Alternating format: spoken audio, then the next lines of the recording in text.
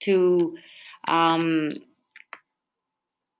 sorry, I don't know what I did here. If I cancel, um, there will be this. It will be available for you to look at in the future, and it is being recorded. So, without further ado, um, Dr. Shapiro is on the line. I'm not sure if we can hear him. Um, so I will unmute myself. I will mute myself and we can get him started.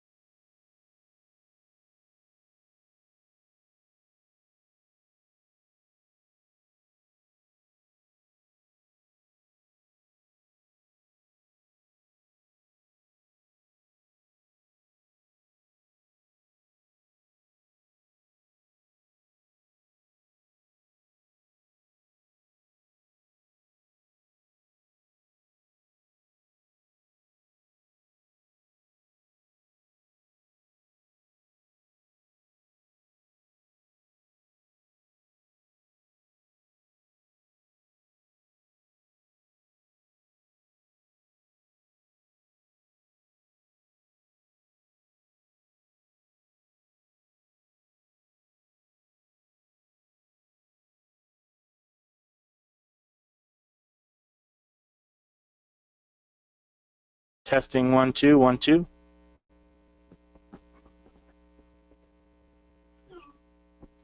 Okay, awesome. Veritz, I'll be checking my cell phone to make sure that everyone can still hear me. So first of all, we really apologize for the technical difficulties. I'm really excited to present this, and I hope it's a very meaningful time that we have a chance to spend together. So I'm just glad we're here and looking forward to being with you for the next hour or so. So it looks like the images that I usually have are not popping up on the screen, so that's going to make a difference. Usually it says your travels up there and there's an image that goes along with that. But the first thing I want to do, so we're just going to go with it, is acknowledge your travels, which means getting online, getting to a place where we could be together, and not only your travels for getting here to be together for this webinar, but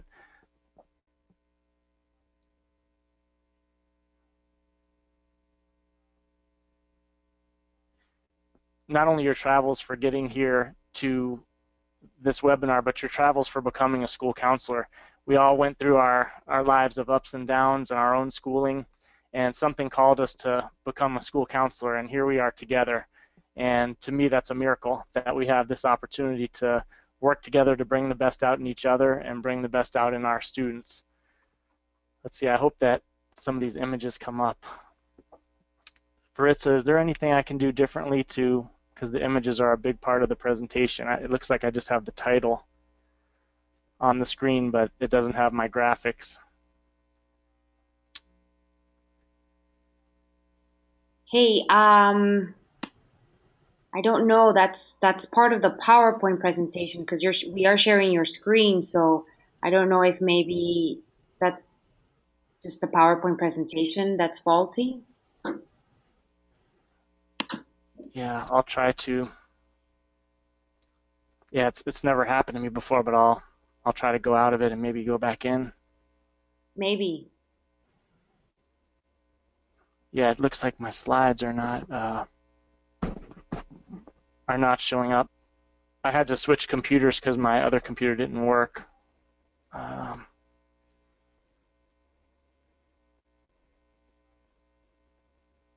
so sorry about this to everybody out there. I've been excited about this for a month. I took the day off today to get myself ready.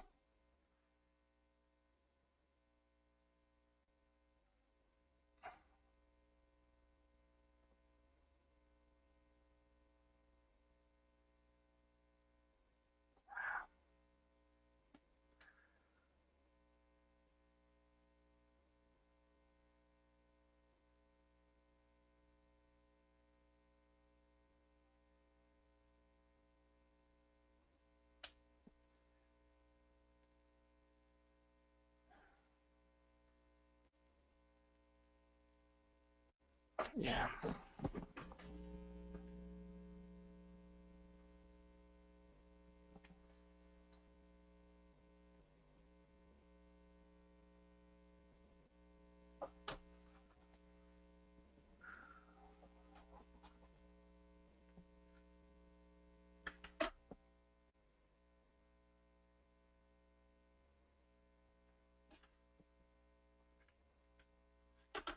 Yeah, this just isn't going to be the same without the images. Can you go back in and re-download the PowerPoint? Yeah, I had to email it to myself to get it onto this. This is another computer that we don't use, but let me try to do that. So I hope everybody can stay with us. I'm gonna try to email it to Oh, myself that one again. worked. And That one that just opened. oh, oh, okay, there we go. Okay, awesome.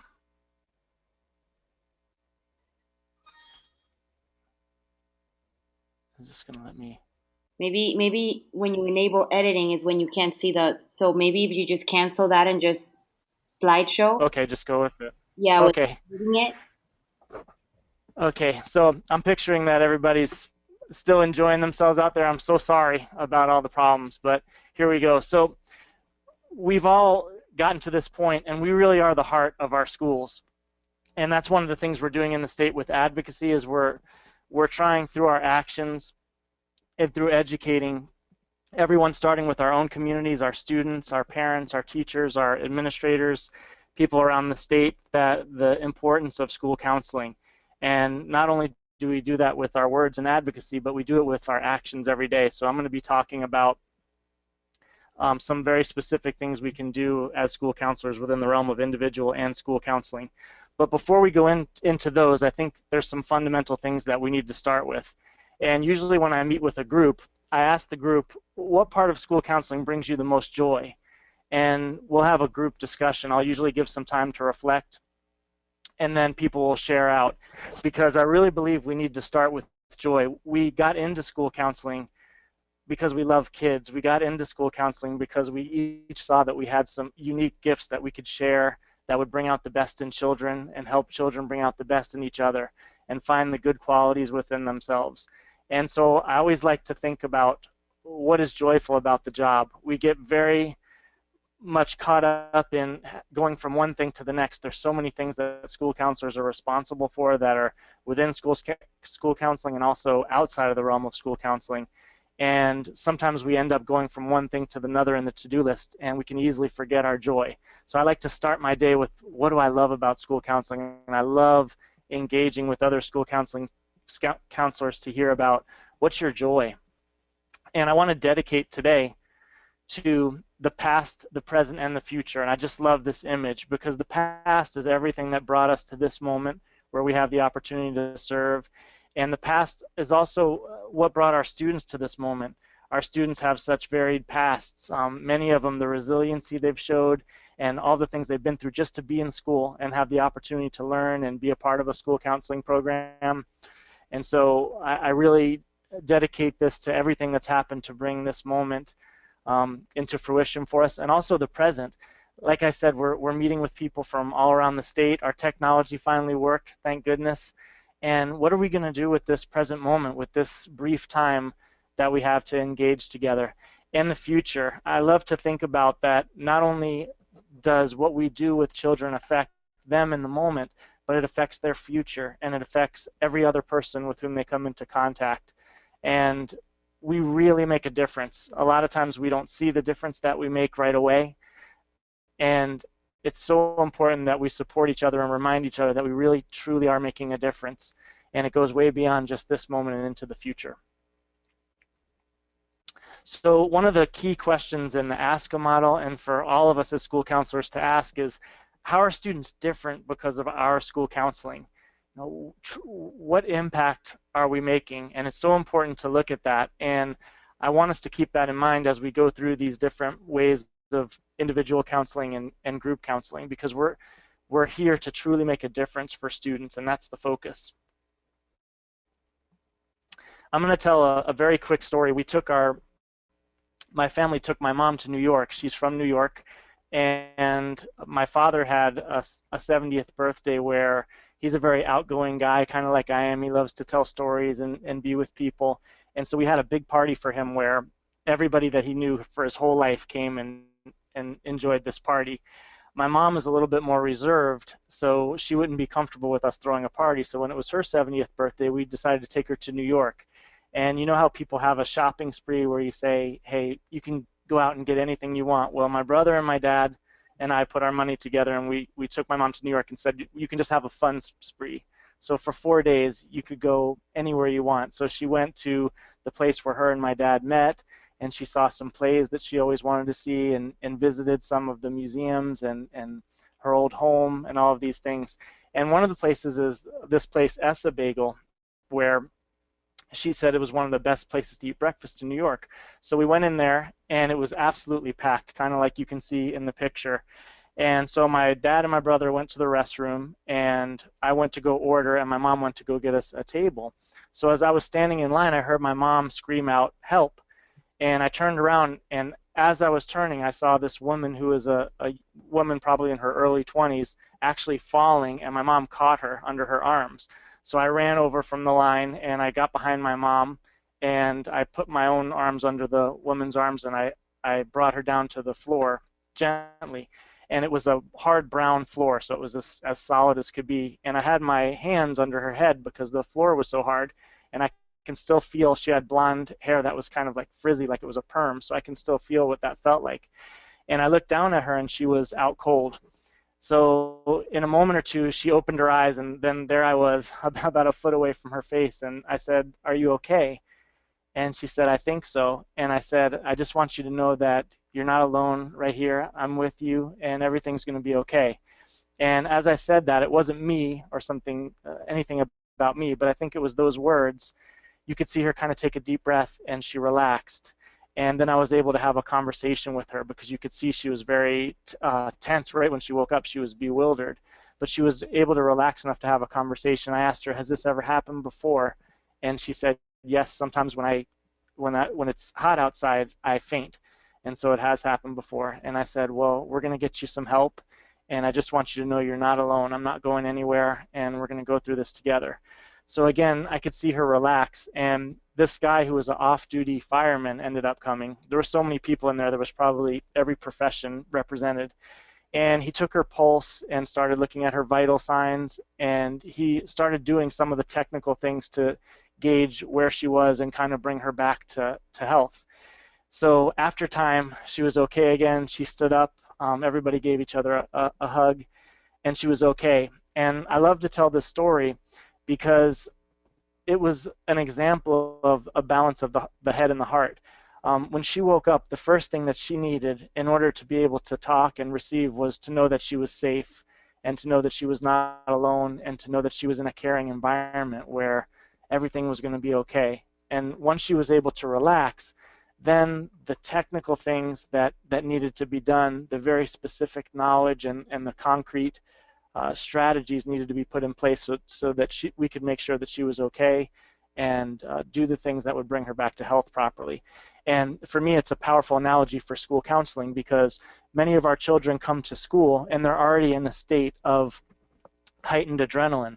They're in the fight or flight response because of the environments that they're coming from. So as they come into school, their adrenaline is already activated, the cortisol in their brain is already activated, and they're not coming from a place where they are relaxed. So there's that defense mechanism. And when those are up like that, they're not able to receive the education or the counseling until they know that they're safe, that they're cared for, that they're in a place where they belong.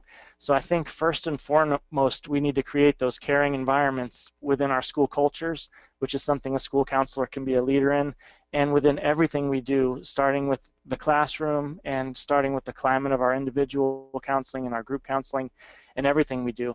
And what's also important about the story is the heart is not enough. It's not enough just to say you're okay and just to say that I love you and just to say we're going to go through it together. It takes concrete strategies, and that's where research-based practice, standards-based practice comes in, and putting in a comprehensive and developmentally appropriate school counseling program. So it's always that balance of the head and the heart. So for those who are still here after all these technical problems, I just want you to know that I'm going to give you my very best today as we go through these strategies for individual counseling and group counseling. And I'm going to give you my best because that's exactly what you deserve. You deserve the best, and your students deserve the best. And I love to say that before I work with students all the time. I always tell students that I'm going to give you my best. And when I tell them that I'm giving you my best because you deserve it, you can see something in their eyes to let them know, wow, I really am important, that an adult is here and he's giving me the fullness of what he has to offer, all of his attention and all of his best efforts. I'm that important. So that's one of the things I start all of my interactions with students is I'm going to really give you my best. And a lot of times there's something that happens unsaid where they say, I'm going to give you my best too. And that's an awesome place to start from. So usually if we were in a group, I'd be saying, how are you guys doing? Is everybody okay? So I'm hoping that you're smiling and this is coming through well, and I hope that the words are coming from my heart to your heart. So our objectives today is, number one, we're going to explore our meaning and our purpose and our passion about what we do. To go right into a technique about school counseling, I think is not the best thing to do. I think we have to start with connecting heart to heart with each other, just as we should do with our students, and really reminding ourselves of why we're doing this and what our purpose is and what our passion is. I also hope that we're going to gain some insights and strategy into really maximizing the positive impact you have on your students within individual and group counseling. You're already doing awesome things, that's for sure. To take your time and be a part of a webinar like that, it already shows that you're dedicated as a professional to always learning and doing awesome things for your student.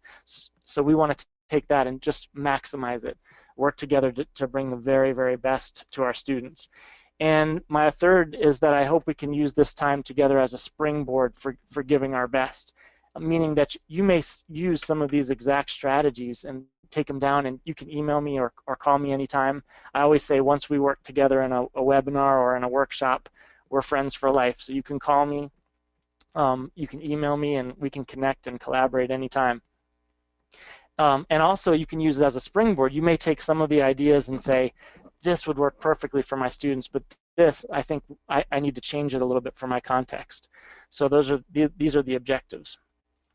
So how do we give our best? We talk about let's give our very best. How do we do that? We give our best by knowing why we're doing what we're doing. That's so important, and I'm going to go into where I learned about that, and we'll go into our why now. So I usually say, raise your hand if you've heard of Simon Sinek, and a lot of people have heard of him, and a lot of people haven't heard of him. But he is what people call a business guru. And when businesses are struggling or failing or about to go bankrupt, they call him in, and he has an outstanding track record of completely transforming businesses that were struggling and helping them to be very successful. And his model, and I'll go through it briefly, is the golden circle. And he talks about that most organizations start with what? So in a business, it's the product and what they're selling. In school, it's the knowledge and the skills that we want our students to learn. And he said, and then most organizations go into the how. So in business, it's how are we going to manufacture this product? How are we going to market it? How are we going to distribute it? How are we going to bring this product out to the people? And of course, in school, it's what are our lesson plans going to be, our educational strategies, our scheduling? How are we going to bring our knowledge to our students? And then he said that most organizations spend very little time on why, if any time on why. And the why is, why are we doing this in the first place? And to turn organizations around, Simon Sinek says we start with why. And when we get clear on why we're doing what we're doing, it informs the how and it informs the what. Because I would start a discussion if we were together, is that, do we go in every day and is everything going beautifully? Does every child that we see, are they eager to learn and eager to receive counseling? Are they always completely cooperative? Do we always feel great? The truth in my experience is that we have all kinds of ups and downs. We struggle internally and we struggle with external circumstances, and we have our highs and our lows. But when your why is strong and you know why you're there and you believe in why you're there, it takes you through any ups and downs. And those ups and downs don't affect us because the reason for why we're doing what we're doing is so strong that we're not affected by challenges that come up. In fact, they make us stronger. And so I asked you a few questions. I said it's a miracle that we're all here together as school counseling. Why have you decided to dedicate your life to becoming that person who will go the extra mile for students? We know we have loving teachers and administrators, and we also know that they're super busy. A lot of them don't have are not getting to know students. They have so many things on their plate that they're distracted from getting to know students, or really going that extra mile to make sure, no, I refuse to let you fail. I refuse to let you struggle. I refuse to let you not have the best possible experience. But we're that person who does do that. And we say, I am not going to let you fall. I'm going to be here with you all the way. And whatever it takes, I'm going to help you. So why have you decided to become that person? There's something inside you. That's not for everyone, and that's not easy. But why have you decided to become that person? Also, why have you decided to be that person who is with students and families when they're at their most vulnerable? The school counselor is the heart of the school. We are in the middle of celebrations, and we're also in the middle of tragedy, and we're also in the middle of everything in between. And our students and our families come to us when they're most in need, when they're going through the most difficult times, and we've decided we'll be that person. So why have you done that? What is it in your heart that inspires you and motivates you to be the person who will meet the world in that way, meet your students in that way, meet your families and school community? So I'm asking these questions, why? And also, why have you decided to become that leader who will stand up and fight for a child while everyone else is looking the other way? Everyone else is too busy. We know that in school counseling, we know that so many of our children don't have an advocate. They don't have someone who's willing to fight for them. How many times is there a conversation in the teacher's lounge where people are saying, this child is a bad child. He's bad. He's disrupting my class. He's not bringing anything good to our environment. And we're the ones who say, no, he's not bad. He needs help. He's got all kinds of awesome qualities, and he's struggling. And to sit here and call him bad and judge him and label him that way, and then speak in a way that may impact other people's way of looking at this child, that's not going to happen in front of me. He is a good child, and we have to help him so that we can bring that out. So we're the advocates, and a lot of times they don't have their parents or their teachers, but we're the person in the school to make sure that every child is treated with dignity and respect and kindness, and that every child's in a position where we're all working together for his or her best interest. So why have you decided to become that person? That's not easy to stand up and say, no, not on my watch. No one will treat a child with less than the highest respect and kindness, not in front of me.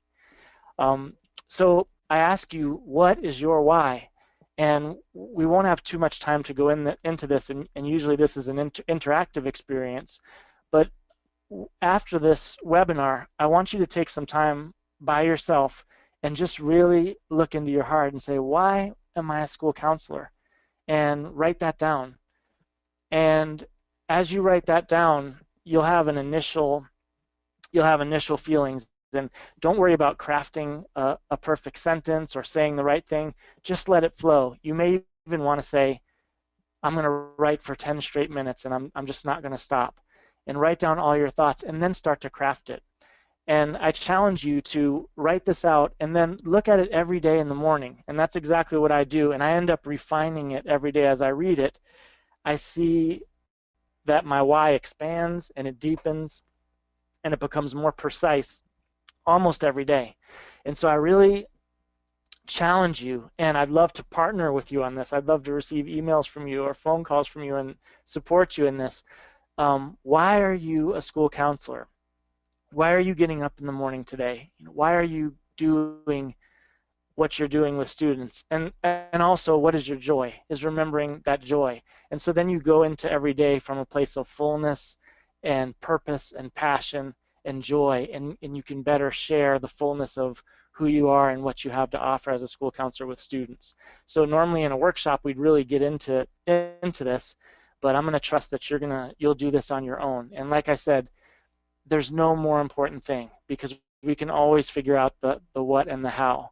But when that true love and passion and inspiration to truly serve students and serve their families and make a difference in the world is there, there's no limit to the awesome things that we can do together. Okay, so this is my grandfather and this is my mom. This is my mom that we took, and this is my grandfather who's been an inspiration to me. And we actually took him on a trip to New York, which is what gave us the idea to take my mom to New York. So I wanted to give you a picture of this New York trip. This is not an actual picture that I took, but if anyone hasn't been to New York City, I hadn't been there, and it's just incredible the first time I saw it, the humanity and the hugeness of it. So that was where our trip was. I did run into a little friction. These guys wanted to start some static. I think it was a turf war, but we had fun with them, and these guys were really cool. And another thing that happened on that trip is we were on the subway, and that's my dad, and a guy fell asleep on his shoulder. And I'll talk to you a little bit about my dad and how he's inspired me. But my dad just said, come on, just snuggle right in there. And so we kind of woke him up every stop or every other stop to see if he needed to get off. But this guy fell asleep on my dad in the subway. But the reason I'm telling you this story is this is a picture of my brother, who's my best friend, and we had a chance to really spend some time together. He lives in Virginia, and we spent some time together talking about things, and he was telling me that a history teacher of his started a class by saying, what is a historical event in your life that you remember intimately? What's your first memory of a historical event that actually really affected you?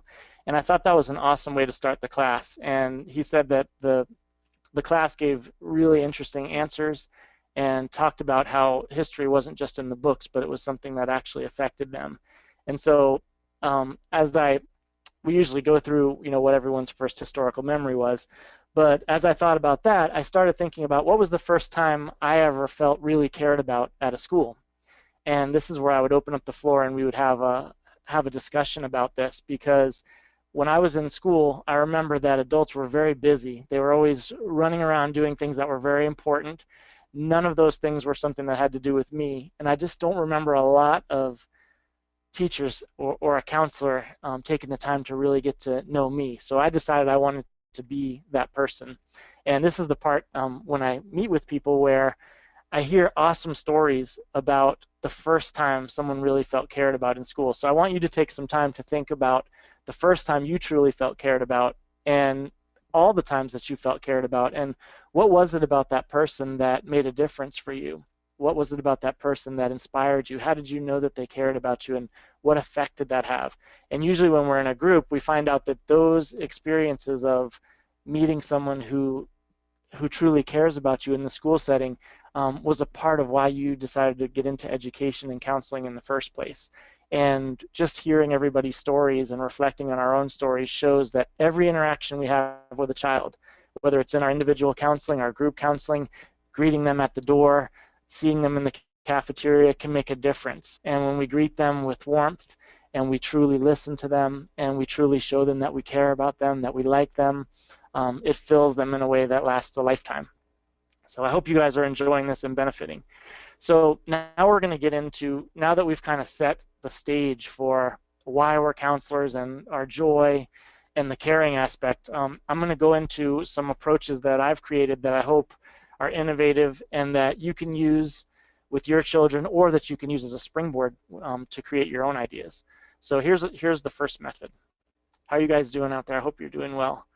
I did my dissertation on an exploration of the role of caring and mentoring relationships, and this was between teachers and experienced teachers and first-year teachers. And I did hour-long interviews, I did hour-long focus groups, and I did a document analysis of researching all of the mentoring literature that was put out in Miami-Dade County. This was around 2010 when I was working on it. I finished the dissertation in 2012. And so through all of this, I created this dissertation, and it's pretty long. If anybody's ever having trouble sleeping at night, you can email me and I'll send this to you, and you can start reading it, and it'll help you to fall asleep at night. But so I wrote this long thing, and I wanted to distill it into something that's condensed and simple, and that I could remember myself and share with other people. So that's what I did, and I found in trying to explore the role of caring and mentoring relationships that it wasn't only true for relationships between teachers and teachers, but it was true for the relationship between myself and my wife, myself and my children. And then I started bringing it to school, and I saw that my findings were beautifully and in such a caring way for my students. So I didn't do more research on this, but I used this every day as a school counselor when I was in the schools. And this research really helped me, so I'm going to share it with you today. So the first thing is active listening.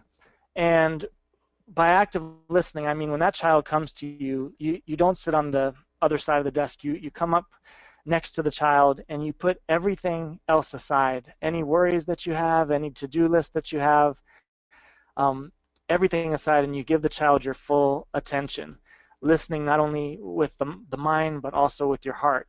And in doing that, the child senses that, wow, I must really be important. So this is a method of individual counseling, and I'll go through these five aspects of it. And it really shows them that they're important, and it builds their self-esteem right away, just the quality of your listening. And the second thing it does is, as you truly listen, it gets them to talk, and then you can get the information that you need to best help the child.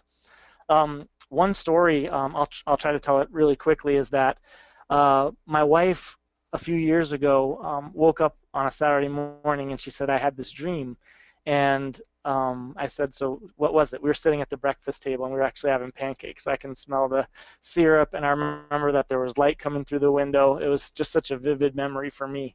And she said, I had a dream about this southern kind of house. It was a white house with a wraparound porch, and it had these beautiful dogwood trees on either side that had pink blossoms that almost looked like fireworks, and there were green hills in the back. So she explained this so vividly to me that I could see it in my mind, and I just found myself really listening to her. You know, she really captivated me with the story. So I decided, wow, I'd really like to get her this house, buy her this house, but of course, at that time and still, I couldn't afford to actually get the house. Maybe someday. So I decided maybe I could find a painting of the house and give it to her as a gift. So I looked online. I'll try to make the story as quick as I can. I looked online to find a painting, and I couldn't find it. So I live in Fort Lauderdale, so I went to the Fort Lauderdale Art Show. And again, I was just looking looking around for a painting that would be similar that I could give to her as a gift, and I couldn't find it. So then I asked some of the artists there, would you be willing to paint it? I could describe it. And I kept getting no, no, no for an answer. Then finally a couple people said yes, but they were charging like over $1,000 to do a personal painting. So I decided, okay, well, maybe I'll try to do this myself. Now, I'm not an artist, but I started watching some YouTube videos and reading some books. I got art supplies. When everybody went to bed, I went in the garage and I started painting, and I was doing this for a few days, and I finally actually painted it. And when I stepped back and looked at it, it looked like something that a kindergartner would do. So that didn't work out. And then I remember that at that time I was at Coral Springs High School as a teacher, and I remember that one of our administrators was a painter, and he was a great guy. His name was Mr. Bell, but he was an intimidating guy. He was very tall, very strong, deep voice, just the kind of guy that nobody messed with, and he had a great heart, but he kept the school in line through his strength. So I kind of knocked at the door and said, Mr. Bell, I had this dream. I didn't know what he was going to say to that, but I remember he'd said that he was a painter, and I asked him, could you help me paint it? And so to my surprise, he kind of smiled and lit up, and he said, absolutely. And he said, tell me about it. And he had the same quality of listening that I felt when I was listening to Mandy as I was explaining it. And so we met after school every day, and he helped me paint it. I would draw a door and completely mess it up, and then he would fix it, and I'd draw a window, totally mess it up, and he'd fix it. Same thing with the trees. But finally, after several weeks, we did it, and I brought it home and I asked Mandy to close her eyes, and I went to the breakfast table where we were, and I put a towel over the picture, and I sat her in front of it with her eyes closed, and I said, do you remember the house that you told me about in the dream? And she said, yeah, and you could see her starting to light up. And I said, open your eyes. And this is what we painted. This is Mr. Bell. I wanted his name to be on top, and this is me. And we painted this, and it's still in our our breakfast area right now. So we look at it all the time. And the reason I tell this story is not because I'm a good artist, because I was worse than bad. Mr. Bell is the one that made this actually look like Mandy's dream. But when she opened her eyes, she couldn't believe it, and she just started crying, and she gave me a big hug, and we just held each other, and it was the best gift that I ever gave, and she said it was the best gift that she ever received and the most meaningful. And it did, like I said, it didn't come from me being a good artist or me being a good listener as a person, but it came from good listening, the verb. She captivated me, and I really listened to the extent that I could integrate her vision into my memory. And then Mr. Bell listened to me in a way that where he could really get it. And then she said it looked exactly like she imagined. And this isn't just an example of what listening can do. So the first step is really listening to our students in individual counseling. The next step is having a growth orientation. And all these stories I could go on for a long time, but this is Mr. Carney, who was my last principal. Now I'm working in the district with Broward Schools at coordinating the elementary counselors, but I was at Bennett Elementary, and Mr. Carney was my principal. And the extent that he believed in me was, it inspired me every day. Every time I was going to do something, he would say, Danny, I'm so excited about what you're doing, and I can't wait for your message to get out to the kids. And you could just see he was always really interested in what I could do as a school counselor. And whenever I had a big event, he would come into my office and talk with me about being excited. Sometimes he'd put headphones over my ears and play an inspirational song for me. And he's just a distinguished gentleman, and he put himself as an equal with me, and we inspired each other. And he always was looking for a way for me to grow. When I was doing well, he would help me to do better. When I was struggling with something, he would help me to improve it. And he would always say, I believe in you, and I want you to grow into everything that you can be. And he's like a father to me and a mentor. And what made such a huge impact on me is that he was always helping me to grow through his belief in me and through his own inspiration and being inspired by me and me being inspired by him. He was always helping me to move from wherever I was to take the next step. So with the individual counseling, we look at a student and see exactly where he or she is, and then we help them take the next step. It could be a tiny next step, like starting to make a friend, or just opening up so that you can share more in class, or overcoming a difficulty at home, or becoming more organized with academics. Whatever that is, we help them take the next step in their growth. So I found that in the research, listening and having a growth orientation towards students were two of the ways that people felt cared about. And in there, in my research, I asked, what is caring? How is it expressed? How is it received? And what impact does it have? So these, I'm kind of rushing a little bit, but these two were the first two. The third one was taking caring actions. Not just words, but actually taking caring actions. And I remember, this is not a picture of me, but when I was at camp, I went to a camp in Maine, and I did this activity. And this is an action, not someone saying, I'm here for you, but being there for you through action. And a quick story is that, and so actions for a child may be standing up and helping them get organized. It may be doing a home visit. It may be going and speaking to a teacher. But the point is that it's caring actions that go beyond words. I'll do another quick story. I know we're short on time. Maritza, if you could text me to let me know, do I have how much time? Well, it's about an hour, so maybe around like 15 more minutes since we got started a little bit late. But we do have some questions.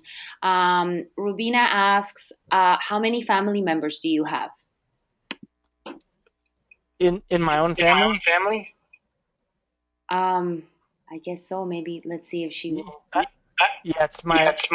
If I'm starting to hear myself back. But I have my wife Mandy, and my daughter Mila, who's 7, and my son Ben, who's 4. And she also asked, how do you find a picture of her dream house? Well, we never found the picture. From listening to her, I got an idea of what the house looked like, and then I described it to Mr. Bell, and we painted it. So I never actually had a picture of it, but the picture was transmitted from her heart to mine, and that came from really listening to her, and then Mr. Bell really listening to me. So, we want to. Oh, go ahead. Thank you. We can go on for another maybe 15 minutes. I know that we've been on for about 45 minutes. So. Okay, awesome. So I'll go through pretty quick because we have a few things to cover. So it's definitely taking action. There's a story I had about someone who helped me in science, which was an example of actions, but I'm going to keep going so we can keep getting through it. Also, perspective sharing. This, again, I have a lot of stories that illustrate the points, but so you could kind of email me or call me, and I can tell you these stories, but I'm just going to go through. So perspective sharing is, we have a point of view that our students don't have, so we can share perspectives that help them see a challenge as an opportunity. If they're feeling bad about themselves, we can show them the good qualities about themselves. If they think a situation is hopeless, from our perspective, we can show them how it's something that can be turned into a positive. So we share our perspectives, and these are stories. And then the last one is empathy and emotional support. And my dad, I was in the hospital, and my dad, he gave me incredible empathy and emotional support. So I usually tell the story when I present about that. And it's so important that we treat, these are my 2 children. That's Mila here on the left. She's 7 now, and this is Ben, who's 4. But that every child who comes into our office for individual counseling or in anything, that we treat them as our own children. The way that we would want our precious little ones to be treated, we treat every child that way. So I was I had these 5 things, and I was kind of hoping I could have a cool acronym like the 5 Fs or the 5 Ps. I didn't know what it would be. And when I started trying to find an acronym, I saw that it was Agape.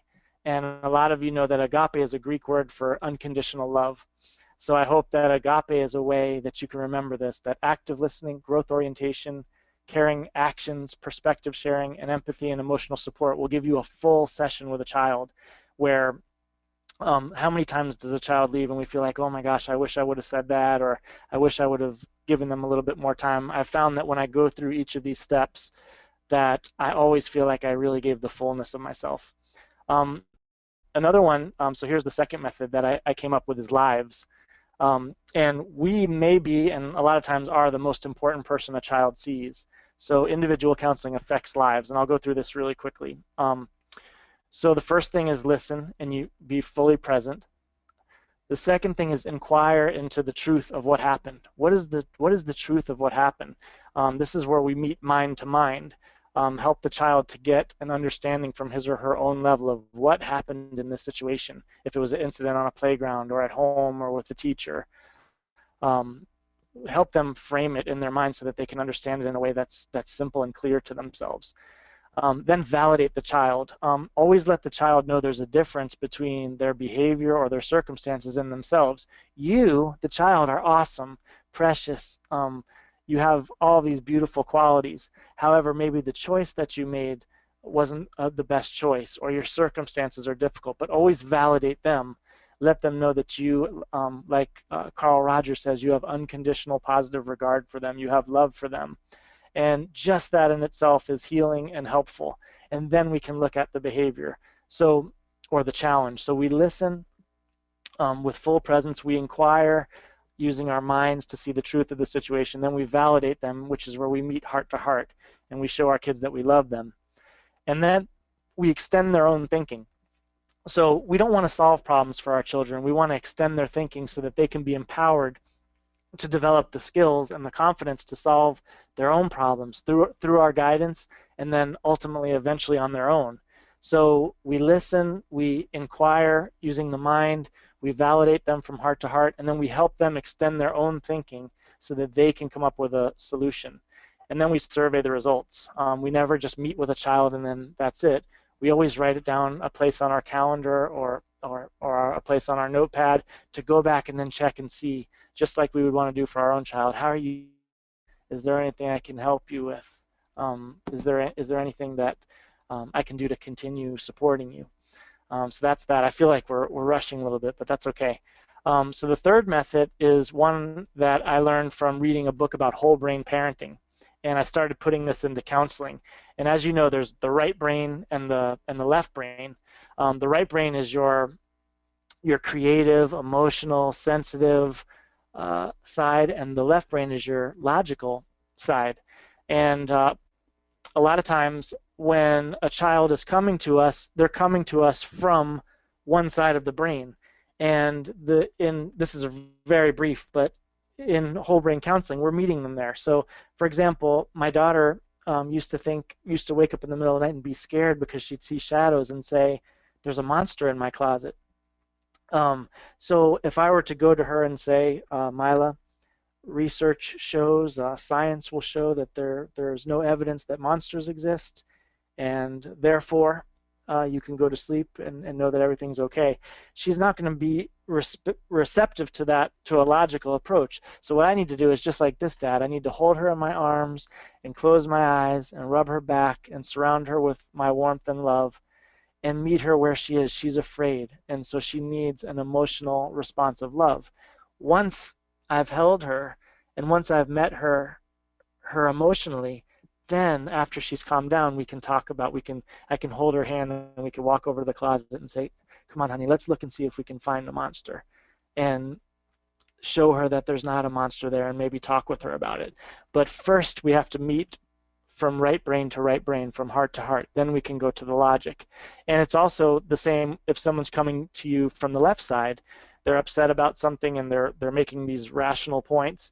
And if you try to go from there to, well, what about the love? You have to love this person. They're not going to be able to relate. So if they're coming to you from the left side, you meet them from the left side. You meet them from a logical basis. And then after that, then you can go towards the heart. So it's basically noticing which side of the brain they're coming from, meeting them from there, and then integrating both sides of the brain. And when both sides are integrated, then the child is balanced, and I found that this has worked in a great way. So again, you can email me for more information. A quote I love that I have on my desk is that the way we talk to our children becomes their inner voice.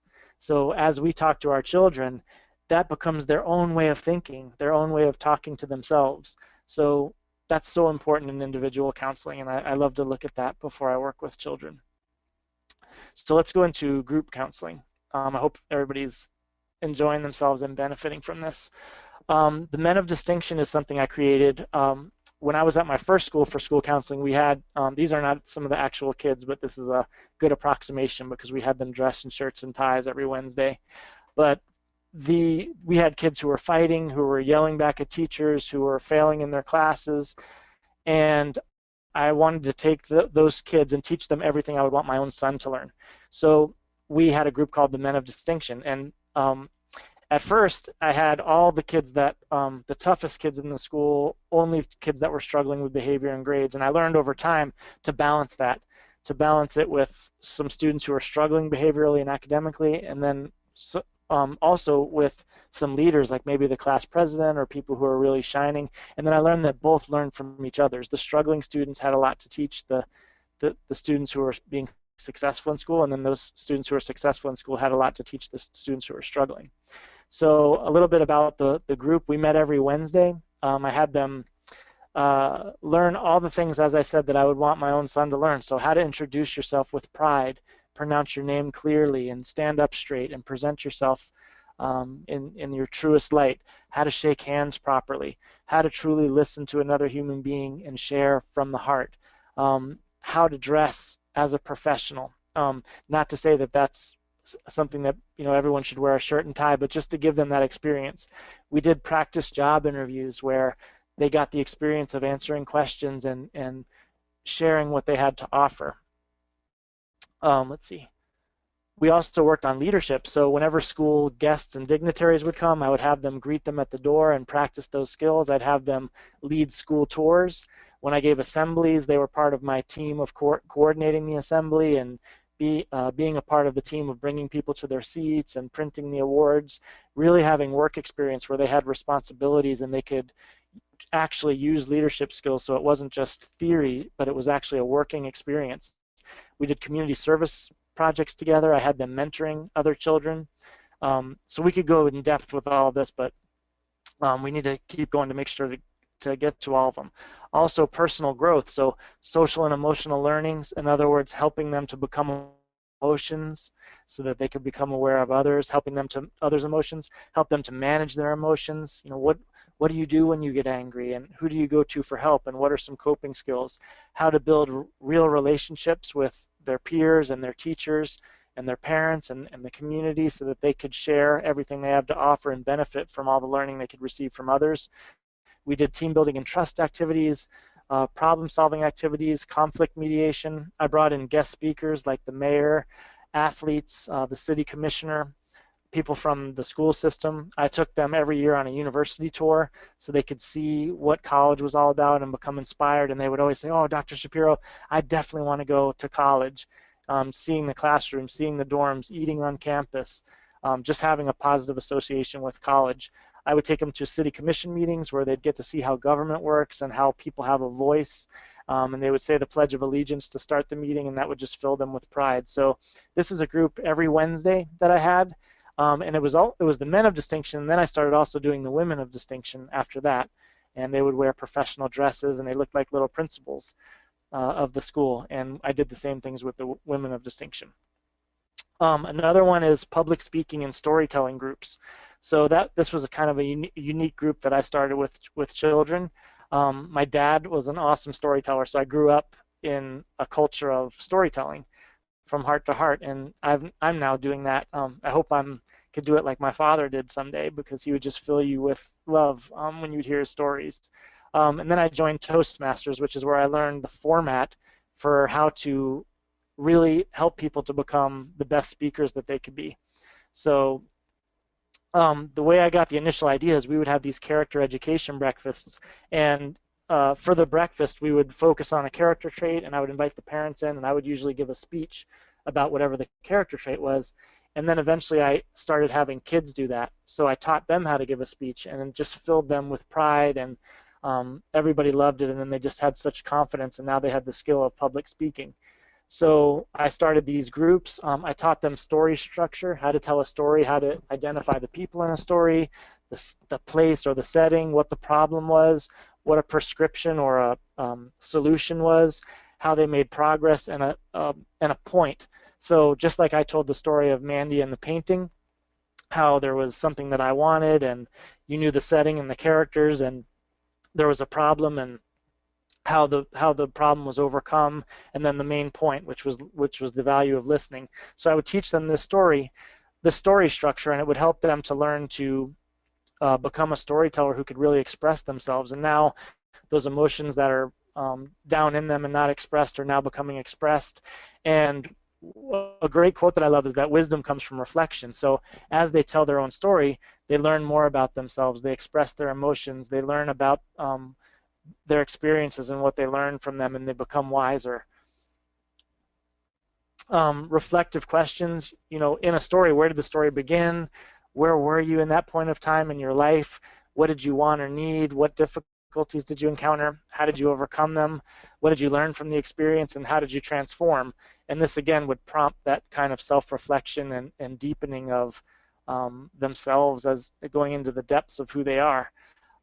They would grow from that. They'd learn to understand themselves and others. They'd learn their own stories. They'd learn to listen and appreciate and respect other people's stories. They learned empathy and compassion, communication skills, and they became much more self-confident and better leaders because they were able to speak. So I hope we're doing well. This is the third one I'll do really quickly. Literacy and empathy is another group I did.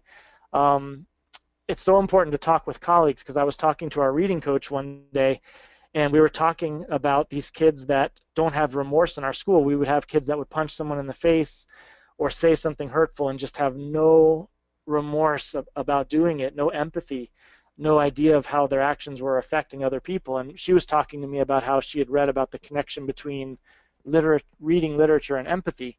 So from that, we decided to start a group.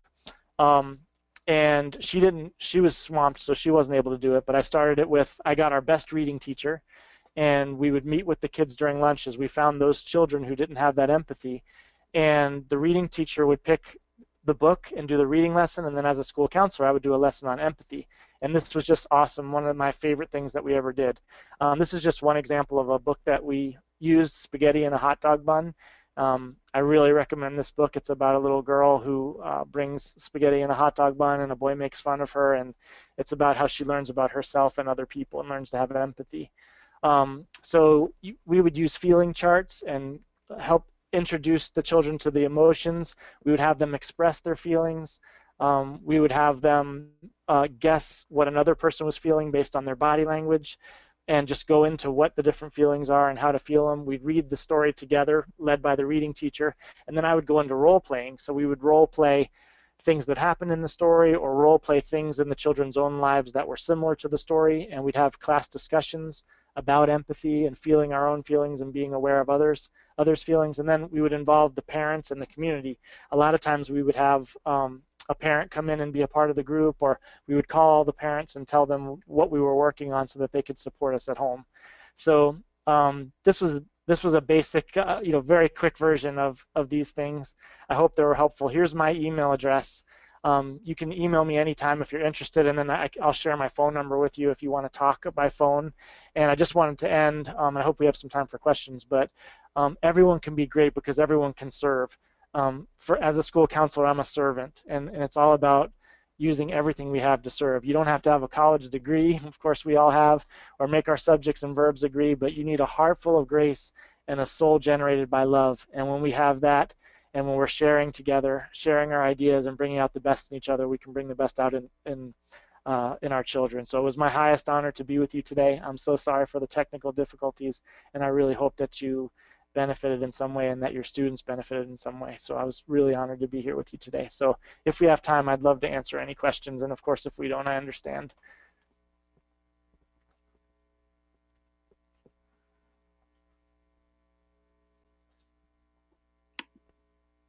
Thank you so much, Dr. Shapiro. We, I am looking for at the questions. If anybody does have any questions, I am here. Rubina says thank you. thank you for being here, Rubina. We appreciate you, and thank you for continuing to support the Florida School Counseling Association and for being here. I know that this was very helpful for at least for me.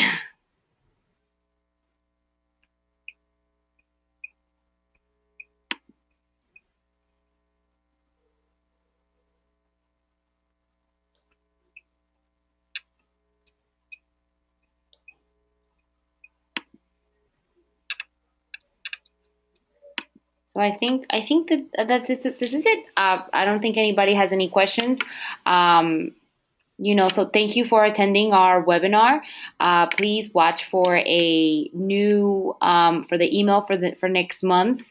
And if you have a contact or if you have an idea of a webinar that you'd like to see, please send us an email.